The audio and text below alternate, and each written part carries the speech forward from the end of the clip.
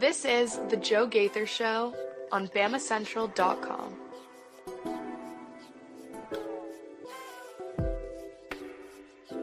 Good morning, Tuscaloosa.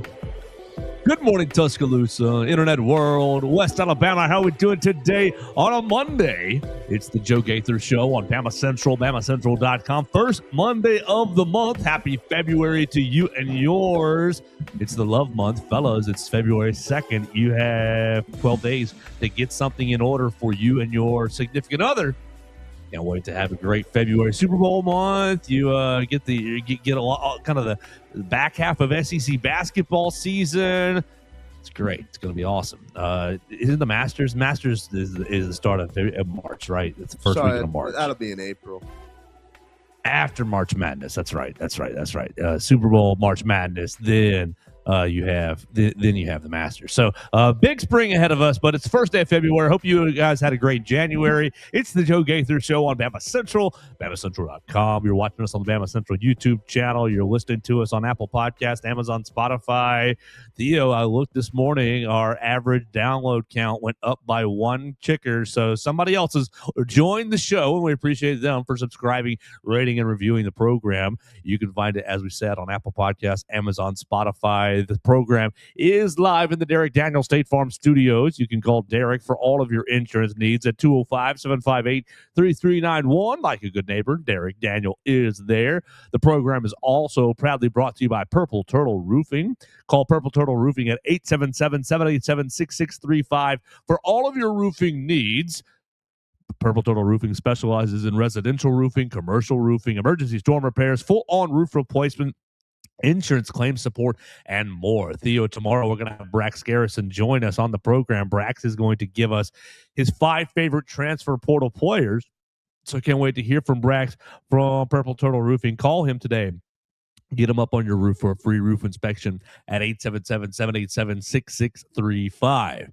What we're going to do today is, the sun still came up today. It is a fresh new week. I know Alabama basketball got their doors blown off down in Gainesville, so we'll talk about that. A 100-77, a 5th consecutive loss to Todd Golden, a 4th time at 100 points, all 5 at 99 or more. So really, really ugly showing for Alabama basketball. We'll talk about that, and then we'll talk about the latest transfer portal addition, the Crimson Tide bringing in another running back. We talked about it last week. Where do we need to bring another body in? Well, they bring another body in the running back room, Khalifa Keith from Parker High School, out of Birmingham. Went to App State, went to Tennessee. I think it went to Tennessee, then App State. Now he is transferring to Tuscaloosa for the 2026 season. So we'll talk about what we see in Khalifa Keith as well. We'll take your voicemails at 205-462-7340,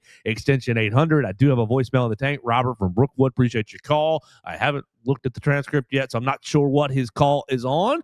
Maybe he likes the offensive line stuff. He likes effort on the basketball floor, so I'm sure he's pretty upset about what he saw yesterday. He likes Alabama baseball, so Theo, maybe you can help him out with some of that. So we'll find out what Robert has to say on the voicemail line at 205-462-7340, extension 800 here in just a little bit. That's the setup for the show. Hope you're all doing well. Good morning, Theo. Follow Theo Fernandez at Theo Fernandez _. Good morning, Theo. How we doing?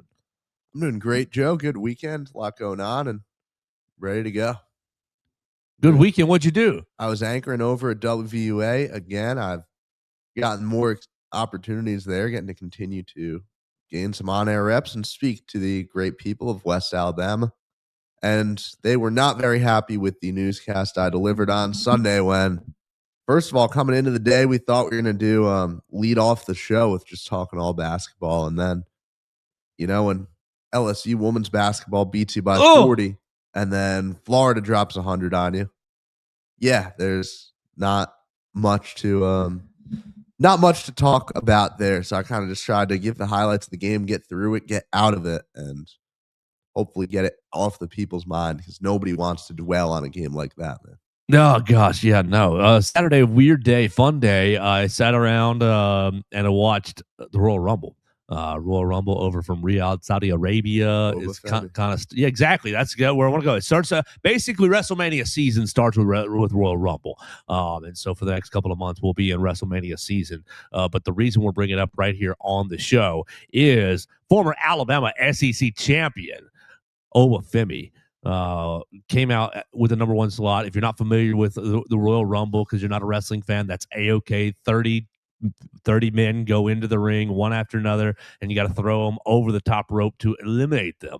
Well, Obafemi, Alabama's own, goes in at number one, which is basically like the gauntlet spot. You've got to go through all 29 guys if you're going to win the match. Unfortunately, Obafemi did not win the match. Oba eliminated 5 guys, tied for the most eliminations in the Royal Rumble, tied with the winner, Roman Reigns. Everybody all familiar with Roman Reigns. Roman came in at like 24, 22. So he got a really good draw. Yeah, exactly. Cupcake draw when everybody was already tired. And I'm pretty sure Roman Reigns came in after Obafemi was thrown over the top rope by Brock Lesnar. I believe they're going to set up a Brock Lesnar Obafemi WrestleMania match, and you can sign me up for that right now. But Oba looked good. Oba looked good. He was in there. He was throwing like for a minute. It was one after another. They had a twist at the beginning of the match, and somebody got attacked. Number 2 got attacked on his way to the ring. So when number 2 got rolled into the ring, Oba just tossed him right out. And from there, it was 1, 2, 3. He ended up getting like 4 or 5 in a row, just straight. Hey, you're in the ring. I am throwing you right over. You're out of this match. So he looked as dominant as he has looked on NXT, the minor league brand, basically. And obviously it is all scripted, but he looked like a problem. Looked like the man, like somebody I didn't want to run into. Joe, is Logan Paul like an official WWE? What was going on there? Why was he involved? Oh, he's like a full timer. Really? He's like a full timer for the last like couple years now. And this was the 3rd or 4th year in a row that he made the Final Four of the Royal Rumble. Now part of that is because of his viral appeal. They kind of, like I said, it's scripted, so you got to get the right guys towards the end and make a big moment. But yeah, he's a full timer. All right, yeah, I was confused by that because obviously now I watched Travis Scott doing his thing there a few months ago. Like, I didn't realize Logan Paul was a real. Yeah, Travis Scott, total grifter with that. He came in for one event. He punched one of the big wrestlers and like actually punched him and busted his eardrum. And he was supposed to do an event like a month or 2 later. Like it was supposed to be set up for the next month event, and totally, oh, my schedule, I don't want to. I'm not committed. And so they punted on all that. Travis Scott. Fiend. That is the most annoying song in the world. It is. I like Travis Scott, or I liked his music a lot growing up. That's not a song there that should be played in any capacity. I ran the Obafemi highlights at WVU. That's why I brought it up, since you brought up your anchoring. Yeah. Now, I got pretty good feedback from my weekend shows, and then on the WWE, on the Obafemi highlights, the note given by my very good news director was theater, not sports. L. Did not appreciate WWE being shown on our sports block. Well, it's a mix for sure. It's a mix. I mean, if theater is appropriate, that's fine. But it's definitely a mix. I mean, it's live acting with stunts. It's stunt manning. It's live stunt manning, and don't hurt the other stunt men, but make it look like it hurts the other stunt men. And I still both Gary Harris proved it. He wanted it ran, and I'm like, yeah, this is a 2-time Alabama SEC shot put champion here that we're talking about. Exactly. I showed photos of him with Bama, so I had no problem with it. Now, since we have very loyal listeners, you know why Gary Harris, his nickname is the Kid, right? No, I don't know this. Because that was his wrestling name. Back in the day, Gary Harris was a renowned professional wrestler in the Southeast. Are you messing with me here? Ask him. Type in Bobby the Brain Heenan and tell me that's not Gary Harris's long lost twin brother. Yeah, as you do that, you can think about it. He is called the Kid. You watch him at WVUA 23, and I believe he was a world renowned. He was a locally renowned professional wrestler. Yeah, that is Gary right there. It's his brother. Wow, his long lost brother. So next time he's acting like he sometimes acts, just throw out Bobby the Brain, because Bobby was a bad guy in wrestling. He played a hothead per se, and Gary's never hot. So you can use that for when he acts up. Good to know. Yeah, there we go. Let's get this thing back on the rails here. Let's do it. I only brought up Obafemi because I knew you anchored and you asked me about him, and I did enjoy him. But we're going to start the program actually with basketball, with bad stuff. Alabama losing 100-77 to the Florida Gators, and frankly was hardly ever in it. Alabama was in it until, where's the scoring run? Was in it until 8:35 left on the clock in the first half. Oh my gosh! Latrell Wrightsell double free throw good. You ended up having Bediako double free throw good. Amari Allen layup good. Latrell Wrightsell double free throw good. So a 6-0 run for Alabama takes the lead at 22-20. And from there, Florida said, we done playing with you guys. Alex Condon layup good. Xavier Lee layup good. So they go on their own 6-point run. They go up by 4 and continue this run. I mean, Holloway got a 3-pointer. Latrell Wrightsell got a 3-pointer. So you're battling, but essentially you go from 22-20, a 22-20 lead to a 46-36 deficit at halftime in 8 minutes. So in 8 minutes, you go 26-14 run for the Florida Gators. And I called a 12-point loss. You called a little bit bigger than that, I believe, if I remember that from Friday.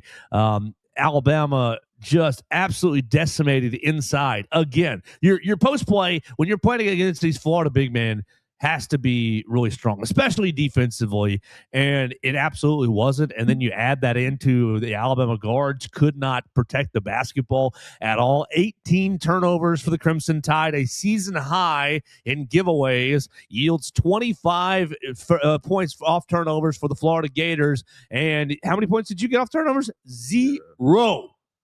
A really, really, really disgusting game. Disgusting, honestly, effort from the Crimson Tide. And just as Coach Oates said on Friday, they broke our will a little bit in the SEC. They broke your will again. And this time, it didn't even break. It didn't last until 4 minutes left in the game. Your will didn't last until, 6 minutes left in the game. Your will didn't even make it to halftime. Yeah, it was bad. Florida, the first SEC team in 20 years to score 70 points in the paint against a high major opponent. 72 points in the paint. Go ahead. You have a professional basketball player on your roster. You have a guy in Aiden Sherrill who has shown flashes, who emerged as one of the best, at blocking shots in the conference. You got Amari Allen back. There was all this talk about, Alabama is going to turn things around. They are not going to turn things around in the paint. It is a liability. You are completely right, Keith, in your comment. Remember a couple weeks ago, Alabama being too inconsistent this year to win anything. This team is killing me. That's exactly how any fan or supporter of this team should feel right now. You ever play NCAA? You ever play those games where you can play with an accelerated clock? Yes. I was obviously it will never happen in basketball, but I was just sitting there like, can we just have an accelerated clock? There was because I'd say going into the start of the second half, you're like, yeah, maybe Alabama can make it happen. And then Florida gets up 20 by the under 16. You knew it was over right then and there. Yeah, another slow second half start for the Crimson Tide. I think it was 10-0, right? Didn't they go scoring? I got so many tabs open on stat broadcast period 2. They went, They go Cheney Lou free throw, Hall layup, that's 3. Condon dunk is 5. Haw jumper is 7. Xavier Lee layup is 9. Condon free throw is 10. Condon layup is 12-0 run to open the second half. Yes. What are we doing at half? That's what I don't understand, because you've had this theme all year long with Coach Oats, and he's come to the post game locker rooms or come to the post game press conferences and the pregame press conferences talking about we've got to be better. Second half starts.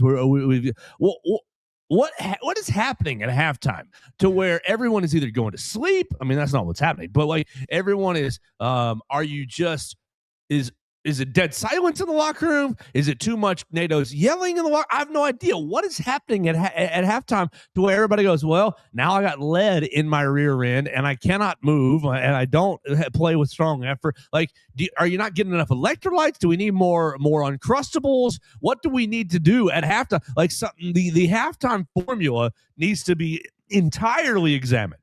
From top to bottom, whether it's, hey, we're talking to him too long, we're not talking to him enough, we're throwing too many adjustments at him, we're not throwing enough adjustments at him. What's going on at halftime that Florida says, hey, we're going to just bang out a 12-0 run right here and end this game? Just, like, whatever y'all talking about at halftime, we're going to we're going to nip that in the butt and go ahead and end this game. And it's not just the Florida game. It has happened many times this year to where, oh, you're right, hanging in the game. Oh, you're falling into a bigger hole coming out of the halftime. I don't understand. Like, there are so many things, and Keith is right about the inconsistencies. There are so many things about this team that is driving me absolutely nuts to why, because you can see the talent on the floor. You could see the talent on the floor in LeBaron Philon. You could see the talent on the floor in Aiden Holloway. You can see the talent on the floor even in Aiden Sherrill, in my opinion, and Charles Bediako, NBA G League talent on the floor. Bediako looked like an absolute hoodanny on Sunday, fouling out. He had Ruben Chinilu was begging for more, was sitting there begging for more, was, come on, man, give me your best shot, G Leaguer. And they're chanting G League dropout, G League dropout. 6-5 for Charles Bediako, and fouls out. 2 turnovers for Bediako as well. You needed to play Sherrill and Bediako on the floor at the same time. Foul trouble for both those guys, and honestly, soft play for both of those guys eliminated that possibility. Noah Williamson gets his 5 minutes and looked just like Noah Williamson has looked all season long. 1 rebound for him. So you had no answer for Florida in the paint. None. At all. Chinilu with a double-double. Thomas Howell with 22 points. Condon with 25. I mean, Handlockton didn't do anything, but still 2-2 for Handlockton, and he's a big presence for them. I think that they showed you on Sunday where this basketball team is. Like, okay, the bar is at 10 with Florida. The bar is at 9 with Florida. They still got another rung that they can climb. Alabama is playing at a 5, at a 6, really. And if you want to win anything, I mean, let's reset here, Theo. We'll go back into the game, let's reset here. With this loss, you're now sitting here like you got to readjust your season goals. Your season goals always start off with, let's win the SEC regular season. Well, that goal is absolutely gone at this point. And so it wasn't gone on Sunday, but it is after the game. If you'd have beat Florida, that goal would still be, a little out of reach, but still attainable. Now that goal is very much gone. You are sitting here at 4-4 in the league. Texas A&M 7-1. Texas A&M has a 3-game lead, and yeah, you've got Texas A&M coming to town next on Wednesday. But Texas A&M, they're gonna beat your butt anyways. If you can't protect the basketball, Texas A&M is gonna full court press buckyball you into a 15-point loss on Wednesday. And so you're gonna, okay, let's say you win. You're at a 2-point you're a 2-game deficit in the SEC standings. Yeah, and you're not playing Florida again. You're not playing A&M again. You're not playing Vanderbilt again. So your goals to win the SEC regular season are basically all but gone. So let's readjust here. Your next goal is the SEC tournament. Can you win the SEC tournament? All right. Well, the easiest way to do that is to make sure you have a top 4 seed, so you have a double bye. And so who's the top 4 seeds right now? Texas A&M at 7-1, Florida at 7-2. Vandy and Arkansas are both at 6-3 in the standings. You've got Kentucky at 6-3, Tennessee, Missouri. Tennessee is at 5-3. Missouri and Auburn are at 5-4, all above you in the standings. Now, obviously, some of these teams have games to shake out as far as bye weeks go, this, that, and the other. But basically, you're sitting 1, 2, 3, 4, 5, 6, 7, 8, 9th in the league. If the season ended today, you're sitting 9th in the league, and you're playing on, what would that end up being? Wednesday, right? Yeah, you're playing day 1 or day 2. Day 2, right. Wednesday is the back 4 teams, 12 through 16, I believe. So you're playing Thursday, Friday, Saturday, Sunday. Yeah, all the way through a tournament. You are sitting there. The 4-loss line has you with how many teams above you? 1, 2, 3, 4, 5, 6 teams above you. You're basically tied for 7th right now, and you're playing Auburn here coming up soon, so you can get above them. You've already beaten Missouri, so if you just tie them back in the win column, you'll be above them. You've lost to Florida. Or excuse me, you lost to Tennessee. You've beaten Kentucky. You've lost to Vandy. You've lost to Florida, and you got A&M coming up ahead of you. So basically, every team that's above you, you've lost to. You still get to play Arkansas here coming up soon, but the goals are shifting. And I'm going to take you back one step further. Theo's take last week that Alabama will not make the Sweet 16. And I've got people in my group chats on Sunday. What's going on? Oh, what's the problem? And they're all doing the anti-Bama hater stuff. Can't win with an NBA player. Okay, great. But the fact of the matter is, this team, Sweet 16 is the max. I mean, Elite 8 is really the max. Like, if you squeezed out that last percentage of juice, but Sweet 16 is probably the realistic max for this team. And I don't think you're not making it out of the first weekend take from last week is as nuts as I felt like it was in the moment. And then on that note, Alabama is going to have its worst seed in a long time this year, I believe. We can see Alabama on the 9 line. I mean, that is not ridiculous to say at this point when you look at a team that the record is not there. You're 14-7. That doesn't stand out in any way. We talked about you've got those games with A&M, with Arkansas, which good thing for this team that they get to host those 2 games, right? You got Tennessee and Knoxville, I believe. You got Auburn twice. Those are all games that are very losable heading forward. And, good thing you got an LSU with South Carolina in that schedule. You'll play a Georgia team that's been solid. Like, there are just so many losable games left on this schedule for Alabama, where there is a world where this team does not reach 20 regular season wins, which is just, did anyone think that was possible heading into the season?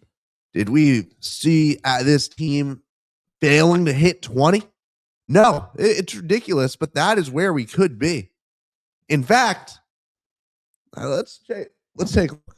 How many games does this team have left? They have 8, I believe. 9, I believe. Hold on, I'll get you to 1, 2, 3, 4, 5, 6, 7, 10. 8, 9, 10 left. 10 left, and they need 6 wins to get to 20 to get to 20 wins on the year. Yeah, I could see this team going 5-5.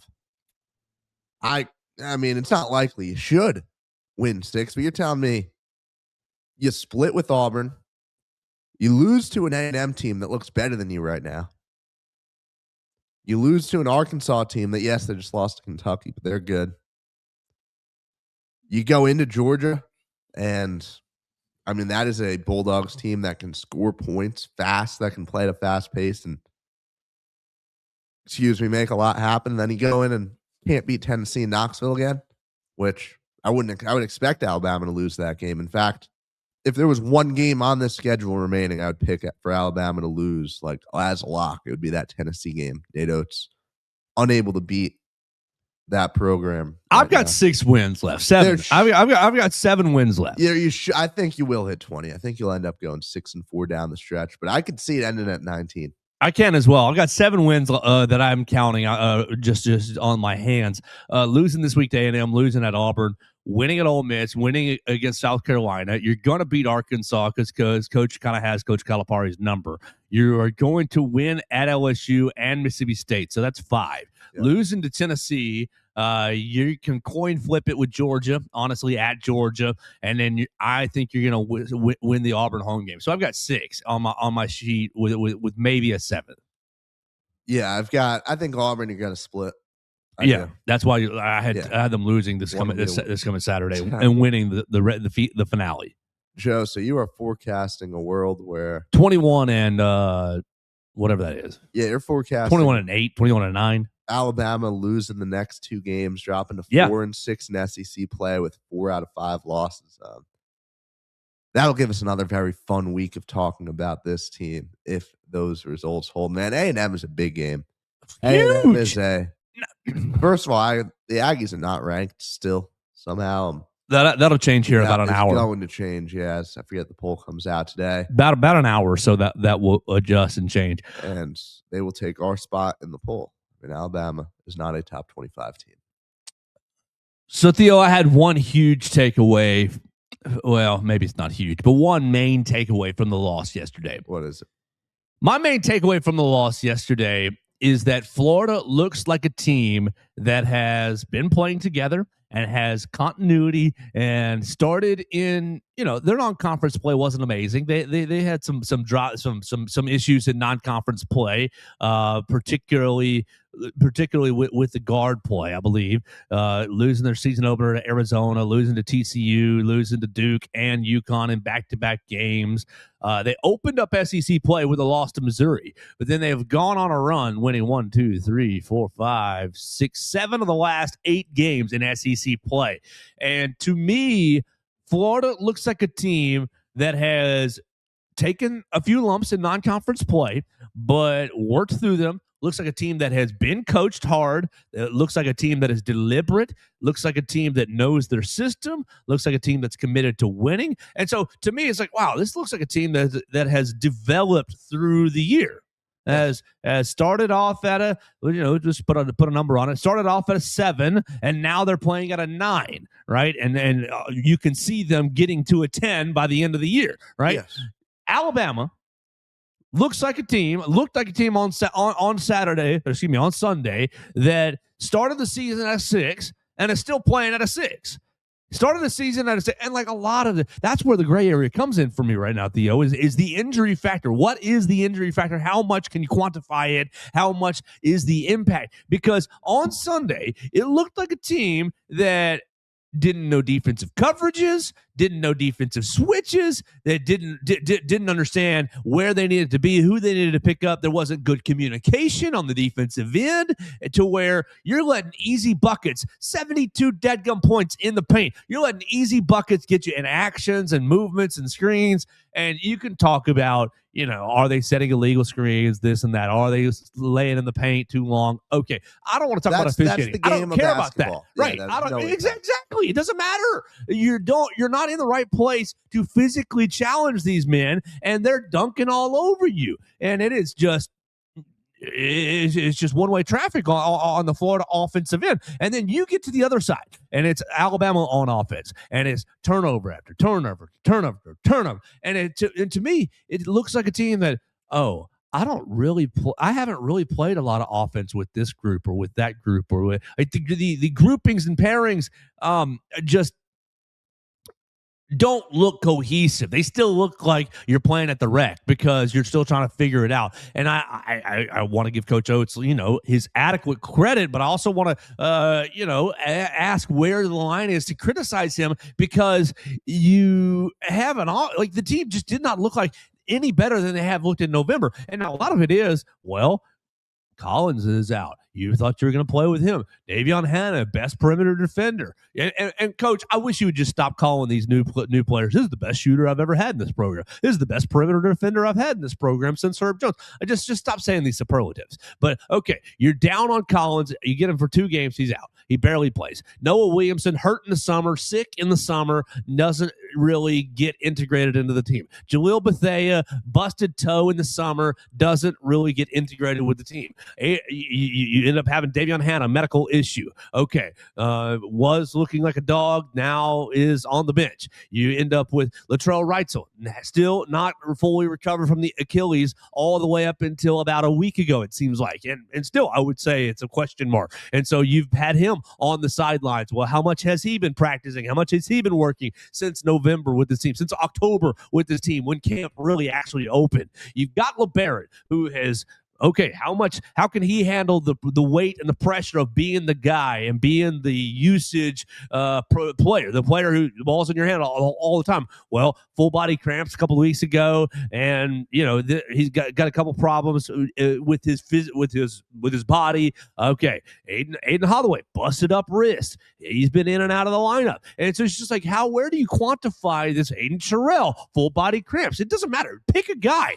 Taylor Bowen, busted up hand, in and out of the lineup. And so Keaton Bristow, rebounding monster. All we heard in the summer was Keaton Bristow plays like Dennis Rodman, goes after everything. Oh, he's a monster. Kenneth Faried is who I think he's a more modern type player. But boom, busted up ankle, and boom, now lower body injury, long-term injury. We don't know when he's coming back. Oh, let's go get Charles Bediako because we can. First off, because we can. The rules have been so circumvented and so muddy that we can. But, people, G League dropout, and you would too, and I would too. If that was in my gym, I would be at the front of the building. G League dropout, G League dropout. But the man has not played with this team, this group, this cohesive group, this non-cohesive group, for very long. It's been 2 weeks that he's been back in town and been playing with this group. And so does he know where he needs to be at all times? It's been a long time since he was playing in the Nate Oats system. And so it's not like a seamless fit. I mean, it's about as close as you can get, but it's not a seamless fit. There's still transition time happening. So to me, my takeaway Sunday was, Florida looks like a team that's been playing together for 2 or 3 years. It had some early season hiccups and has been worked through it and coached through it, and now they are on an absolute roll. And Alabama looks like a team that is still trying to figure out their lineups and still trying to figure out their rotations and still trying to figure out who's communicating what and who's responsible for what, and Florida cuts through you like hot knife through butter. Absolutely, Joe. And one of the things I noticed that with was Amari Allen, where you would see stretches throughout the game when same with Grant Hill, when Philon or Holloway would get him the ball at the 3-point line, clearly expecting a shot to go up, and you just see Allen not really know what to do with it, dribble it in, not really attempt to drive even, where you're just taking up time, not setting anything up, and then kicking it right back out. The offense just looked really clunky, and I'm going to take you guys into a 2-minute stretch in the first half that I think perfectly sums up this game. To start, Xavier Lee makes a transition layup coming off of a missed 3-pointer by Allen. This makes it 26-22 Florida with 7.5 minutes in the first half. So we're at the tail end of Alabama being competitive in this game. Alabama has a 20-second offensive possession. Reitzel finds Holloway, who nails a 3. Florida gets down the court in 14 seconds. Xavier Lee makes a layup. You get right back in the paint. Bama takes another 22 seconds. Holloway finds Reitzel. You make a 3. Congrats. Alabama goes 14 of 34 on 3-pointers. You shot good. If you had a bad shooting day, you would have lost this game by 35. But yeah, you shot good. You kept yourself in it. 40% from behind the arc. 41. So, Reitzel drains that 3 right there. You're feeling good. Everything's, going well. You don't get back on defense, and next thing you know, Alex Condon has a wide open slam. There is nobody back on defense. In seconds. Exactly. And that right there summed up the game. Alabama, you'd get some good things going offensively. You'd make a 3 once in a while, and then just no awareness, no readiness, no cohesiveness defensively. Alabama turned it over. The next possession, Florida would get another wide open layup in the paint, and Alabama would not lead again. That's your ball game right there. Yeah, that is a unit that Nate Oats, you talk about the superlatives. I think this is my best shooting team I've ever had. Who cares? Well, your team cannot hang defensively. with these top teams. Your team can't put together a full game. And is it the injuries? I don't know. Is it the leadership? Is it, you can highlight a million different things about this team and why it's struggling. This team is not there. This team does not have it. And no amount of great shooting nights or great offensive performances are going to change that. Yeah, that's why I think you need to adjust your goal to win the SEC tournament. And so your goals for these next 10 games is to get yourself into a top 4 seed. If you can get yourself into a top 4 seed and maybe over these 10 games, develop some chemistry, work through some problems, develop some cohesion, and, not have any injuries so everybody can play together and figure out what everybody wants to do, then maybe you can go on a run in Nashville, because I do think the talent is still there. Yes. I do think the talent is still in the building and can compete with anyone. That's what's so frustrating with Sunday's performance is I think that Florida looked like a team that was very deliberate, that was very intentional, and I feel like Alabama had no intentionality at all on the offensive end and no real grit on the defensive end, no real attention to detail on the defensive end, and Florida absolutely walks right through you. And Joe, remember, we were here 2 years ago. Mm-hmm. That 2024 Alabama team could not defend at all. There were some of the worst performances you've seen from a team that would go on to make a Final Four. Sure. Right. So it's still like, don't jump off a cliff yet, but you need to adjust the expectations over these 10 games. We need to throw out, we're going to try to win the SEC.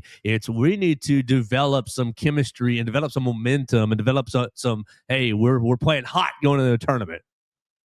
Is there any particular thing that in your eyes would make this season at this point right now a success for Alabama? Like if you could just flip us, if Alabama, make the Sweet 16, yeah, we're happy. Like, is there a bar for success for this team? Or no, because just what a weird season it's been. If you win any tournament title, you're happy. You win the SEC tournament, I'm happy. Oh yeah, absolutely. I'm satisfied. I'm satisfied with the Sweet 16 appearance, but I wouldn't say quite happy. I would say, yeah, they did about what they probably could have done. Does that make me happy? I don't know. An Elite Eight appearance would make me happy. I would say, wow, they really went the extra mile. I think. Yeah. Really, you got to avoid some of these blowouts. If you lose in games because, you make or miss, it's a make or miss league, it's a make or miss game, like, okay. But you just weren't really even competitive on Sunday. And so that's what sends me into, like, just irate irritation land is you weren't even really competitive. And Todd Golden talked all kind, like 2 weeks, talked 2 weeks of mess. We're going to beat him anyways. Oh, it doesn't matter. We're going to beat him anyways. And I don't really care that he left his players in there a long time and they were still flying down the court with 90 seconds left to score 94, 96, 98, and then 100. And guess who got the 100? Olivier. Alabama making history, letting Olivier Rue become the tallest player to score in an SEC game. Yeah. And you watch the way he got it. It was a tip back, wasn't it? It was. I missed the shot, but it's okay. And obviously, 7-9, sure, you can grab a rebound. But nope, I'm just going to body Alabama in the paint. Just embarrassing. Insult to injury for the Crimson Tide. All right, so we'll see how the season progresses on Wednesday with the match. Look, we could talk all day about Bucky McMillan and Texas A&M. It's a big game. It's a big game, not just because of where you are in the SEC and trying to get a top 4 seed. It's a big game socially, I would imagine, because you've got a high school basketball coach from Birmingham who's about to bring a team into Tuscaloosa and really take Alabama to the limit. And the emotions are stirring because of all of that. So it's a big game on Wednesday. Great story. Yeah, absolutely. Theo, let's transition real quick to football. Let's go to the voicemail line. We've got our friend Robert. You can call us on the voicemail line at 205-462-7340. Before we do that, we have to tell you that the program is brought to you by Purple Turtle Roofing. We're not just another contractor, we're your neighbor and your advocate when it comes to protecting your home or business. With years of hands-on experience, top-tier certification, and a commitment to excellence, we've built a reputation as Alabama's go-to roofing solution. We specialize in residential roofing, commercial roofing, emergency storm repairs, full-on roof replacements, insurance claim support, and more. Call them at 877-787-6635 for your free roof inspection today. They'll come out, make sure that your roof is good to go, let you know if you got any trouble spots, any broken shingles, any lost shingles. They'll make sure that your roof is good to go for the storm season that is always ahead this spring. Call them at 877-787-6635 today. And call us on the voicemail line at 205-462-7340, extension 800. That's exactly what Robert and Brookwood did. Joe, Robert from Brookwood, hope all is well. Basketball is an embarrassment. I thought this earlier in the year. They're soft, just like the football team. You just can't let a coach talk about you like the opposing team, and you come out and play like that. They act like they don't want to play. They may be 5 stars, but their ability on the court, their attitude is just horrible. This is his worst team since he's been here.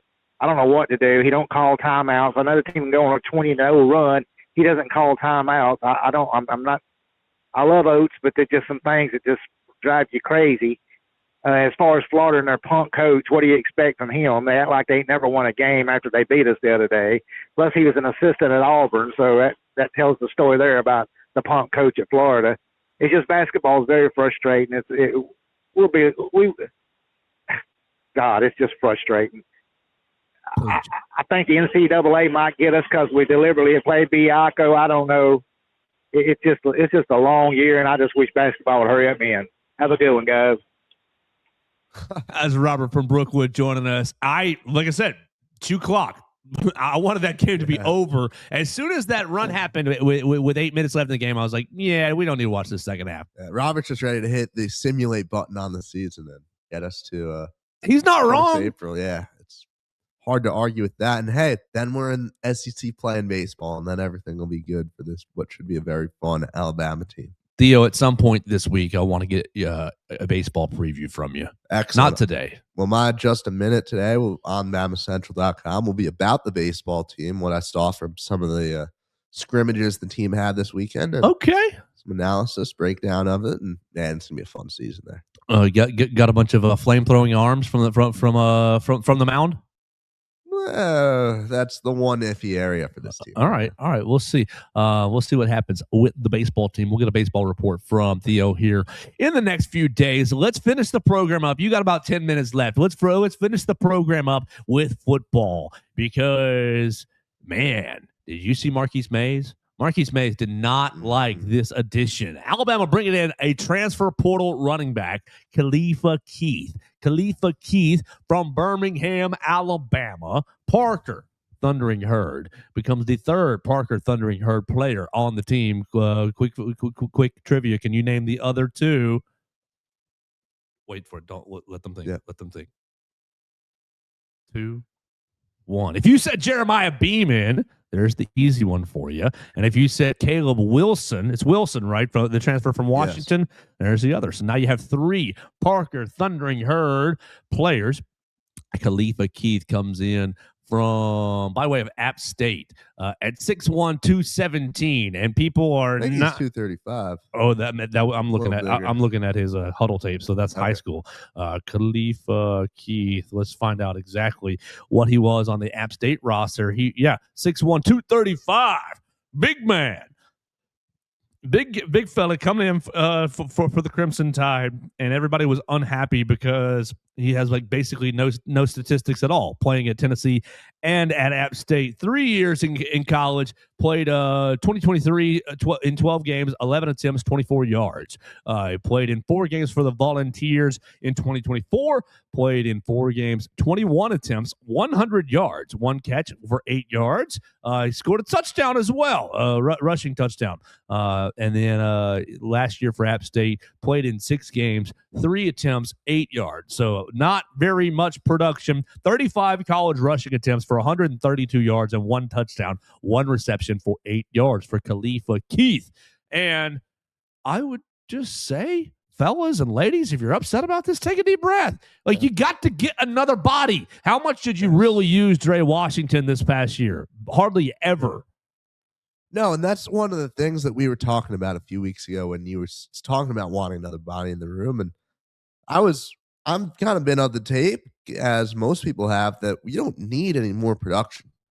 Like, if the guys that you have on this roster isn't enough to support a run game for a season, you're not going to fix it right now. I'm sorry, you didn't bring in Hollywood Smothers, and we shouldn't be comparing. Was Adrian Peterson available in the transfer portal? No. Like, who we're going to get? We shouldn't be comparing this to the lens of a Hollywood Smothers replacement, or, oh, you lost out on this guy and this is who you're bringing in. Like, no, I'm sorry. Like, that fell through. It happened. It's over. And now you're giving a guy a chance to return home, be a depth piece on this team, fill out the room, help us get scout team practice reps for the guys. And there's no reason to be upset about this. Well, look at the composition of the running back room, and I would ask you, what happened last year when Daniel Hill got dinged up here and there? Now, Daniel played through a lot of things, but he had a couple games, or he had a couple moments where, he's dinged up, and dinged up in fall camp as well, going into that Florida State game. And you didn't really have another power back in the stable. So now, I mean, to me, it becomes obvious. It becomes obvious that this is another scholarship running back, and you're now up to 6, I believe, which is where you were last year, numbers-wise. And I think it's very clear that the staff wants to carry at least 6 scholarship running backs. I mean, you used dadgum nearly every one of them last year. So let's say you went into the year with 5, and all 5 of them went hurt. You're going to want this Khalifa Keith young man on the team. Now, you look at his kind of not the same play style, but usage role. Dre Washington played in 12 games last year. How many carries did he get, Theo? 6. Not a bad guess. He got 14. He got 14 for 59 yards, 1 catch for 15 yards. So it wasn't like they asked Dre Washington, hey, will you save the running back room? No, it was, hey, we need another body in case, A.K. Deere is not quite ready, in case Jam Miller gets hurt, in case Kevin Riley gets hurt, in case Daniel Hill gets hurt. And what happened? They almost all of them got hurt. Richard Young, in case Richard Young gets dinged up. Okay. And so this is like, it's very clearly just a numbers addition.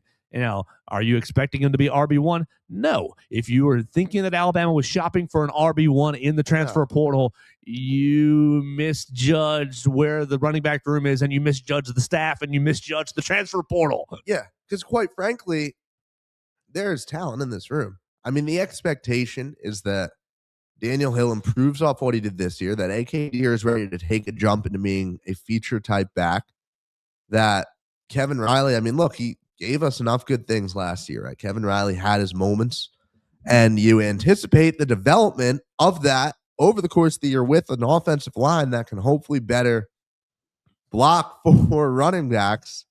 And then you've got Xavier Crowell, who, look at the hype around him, man. Everybody is expecting this guy to come do something.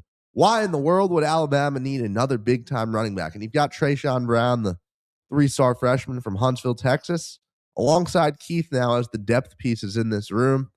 I feel totally content with the state of the running back group. Yes, you're going into 26. You're going into the spring season like, all right, this is a good group right here. This is a well-rounded good group. And here's the other aspect, Theo.